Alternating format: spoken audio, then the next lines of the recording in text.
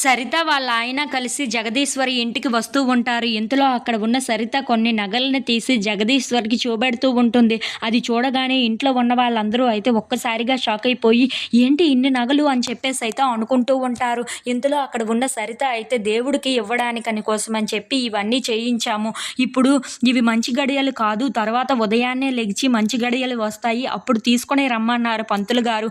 అప్పటి వరకు మీ ఇంట్లో జాగ్రత్తగా ఉంచుతామని ఇక్కడికి తీసుకొని వచ్చాము జగదీశ్వరి అని చెప్పేసి అయితే అంటూ ఉంటుంది. ఆ మాటలు వినగానే అక్కడ ఉన్న జగదీశ్వరి అయితే చాలా సంతోషిస్తూ ఉంటుంది. సరే అందులో ఏముంది, మా ఇంట్లో జాగ్రత్తగానే దాస్తాము అని చెప్పేసి అయితే అంటూ ఉంటుంది.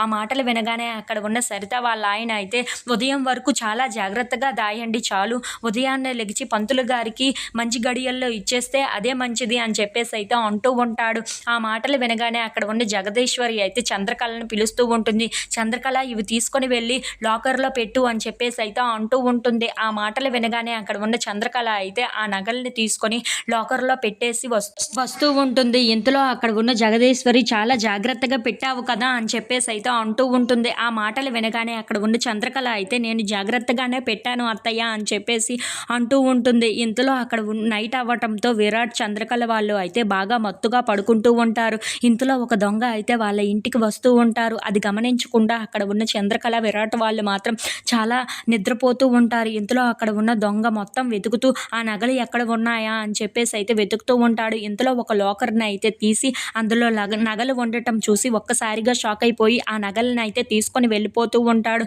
ఇంతలో వాళ్ళిద్దరూ అయితే చూడకుండా అలా పడుకుండిపోతూ ఉంటారు.